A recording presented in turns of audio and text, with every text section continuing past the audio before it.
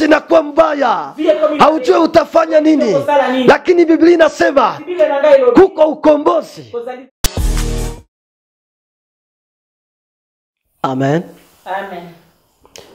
Haleluya bandugu. Haleluya bandeko. Tunawasalimu katika jina la Yesu. Mimi naitwa Pasteur Chuma Jean-Claude. Tumekuja hapa tunakuletea habari njema, ufungulifu katika vifungo vya shetani. Ndugu, unajua kuna vitu mingi yenye binafunga maisha ya watu. Watu wanaweza fungwa na laana za kijamaa. Watu wanaweza fungwa na maisha yao. Watu wanaweza fungwa na jinsi biko banatembea.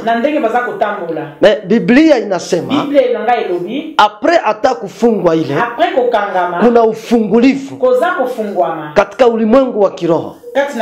Maana kuko prison, kuko kasho ya kiroho na kuko kasho ya mwili. Mtu anaweza kuwa anatembea, anaishi, lakini quelque part fasi fulani kuko fasi hawezi pita. Donc tunaweza leta mfano moja. Mbuzi inaweza kuwa iko na kamba, inafungwa, me haijue kama inafungwa. Me itajua kama inafungwa wakati gani. Wakati inaenda inafika kwenye kamba inaishia, njo itatambua kwamba inafungwa. Lakini wewe hauko mbuzi, wewe ni uko mtu ambao umeumbwa kwa mfano ya Mungu. Biblia inasema Israeli walimaliza miaka 430. 430 walimaliza kule ndani ya nchi ya Misri. Waliteseka sana. Kitu mimi nataka nikwambie, mimi natazungumza na wewe ufungulifu. Wakati unafungwa, kila kitu unaweza kufanya haiwezi kuwa mzuri kwa maisha yako. Waisraeli wakati walikuwa Misri walijenga manyumba, walifanya kila kitu, lakini hakuna valere walipatia. Hawakuwapatia valere, bali baona bure sana. Biblia inasema Farao akainuka akaanza kuwaua. Farao ni mfano wa shetani. Farao ni mfano wa shetani. Aliwafunga akawatumikisha ndani ya nchi ya Misri. Ile miaka yote bakajenga manyumba, bakajenga mapiramide, bakatenda mazuri.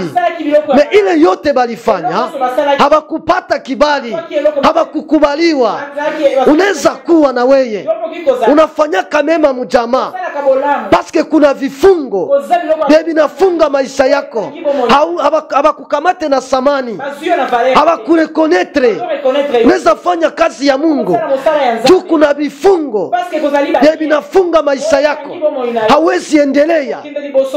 Unaona batu walieba kurekonetre, walieba kukubali, me banakusema, banakukritike, banasema mabaya yako kuliko kusema mazuri yako.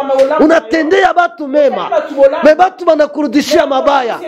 Ile nayo ni vifungo. Unafungwa quelque part, sharti ufunguliwe. Waisraeli nao walitenda mema, me waliendelea kuwawa, waliendelea kuteseka. Biblia inasema Mungu akatuma mtumishi wake Musa akamwambia, nimeona kuteseka ya taifa langu, ninaenda sasa, niko nazungumza na mtu mmoja mwenye amefungwa, kuna msaada, kuna ukombozi, kuko kitu yenye niko nakwambia, kuna njia moja yenye Mungu iko na tayarisha tutoke ndani ya ile utumwa. Mungu akatuma Musa kaenda kwa Farao akamwambia, sikiliza, Mungu amenituma nikwambie acha taifa lako. Nataka nikwambie Yesu alikuja kwa ajili yako. Kuna mtu alitumwa, hakutumwa na mwanadamu, alitumwa kutoka kwa Mungu. Haleluya. Musa iko, lakini kuna watumishi wa Mungu walitumwa kwa ajili yako juu upate kugombolewa. Kuna msaada ya Mungu iko karibu na wewe, lakini shida iko ni wakati ya urekonetre. Nani aliyetumwa kwa ajili yako, kwa ajili ya kukugomboa? Nataka tusome ndani ya kitabu ya Isaya 61 Isaïe 61 chapitre 61 verset 1. Kitu gani Biblia nasema pale? Tunaenda soma pale Isaya 61 mstari 61 mstari wa kwanza. Biblia nasema nini? Tunaenda kusoma kwa Swahili. Roho wa Bwana juu yangu, kwa sababu Bwana amenitia mafuta niwahubiri wanyenyekevu kwa watu amenituma ili waliovunjika moyo kuwatangazia mateka uhuru wao, waliofungwa habari njema iwafungue. Habari njema inakuya kwako. Nataka nikwambie wewe mwenyewe unanisikiliza, Biblia inasema kwa maana Mungu alipenda ulimwengu alitoa mwana wake wa pekee ili kila mtu akimwaminie asipotee bali apate uzima wa milele. Nataka nikwambie kuna mtu wa kuamini, kuna mtu wa kutegemea, kuna mtu wa kusimama, kuna mtu wa kutembea naye, kuna mtu wa kuishi naye.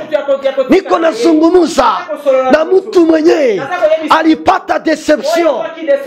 Ulikuwa nategemea watu, ulifikiria watu watakusaidia, ulifikiria watu watakupatia, ulifikiria watu watafanya kitu kwa maisha yako, lakini acha nikwambie Yesu Kristo iko kwa ajili yako. Biblia inasema Yesu wakati moja bakamupatia kitabu asome, akamwambia kitu moja, Roho ya Bwana iko juu yangu, amenipaka mafuta. Kuna aliyepakwa mafuta kwa ajili yako. Haleluya. Biblia inasema amenituma niwahubiri wanyenyekevu habari njema. Amenituma ili waliokamatwa mateka, kama vile Mungu alituma mtumishi wake Musa. Na leo hii Yesu iko ndani ya watumishi yake. Niko nataka kuambia kama kuko ba faux prophète, kuko ba vrai prophète, kama kuko watu wafrapere ndani ya kazi ya Mungu, lakini kuko wenye wiko wanamtumikia ndani ya haki na kweli, ukawasikiliza. Ninapenda nikurudishe tena kumsingi ya kimungu katika maisha yako. Umeteseka, umelumia, umepata deception, maisha inakuwa mbaya, haujui utafanya nini.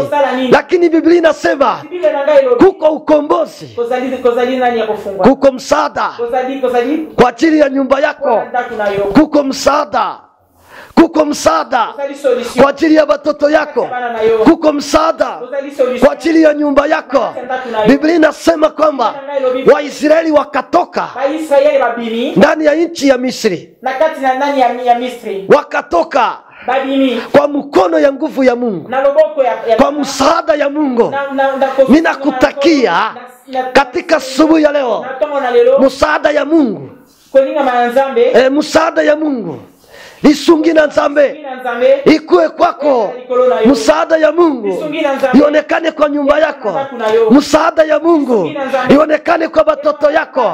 Kama vile Mungu alitosha Waisraeli katika nchi ya Misri ndani ya utumwa, yawezekana uko mtumwa wa jamaa, uko mtumwa wa kazi, uko mtumwa wa nchi, uko mtumwa ya familia.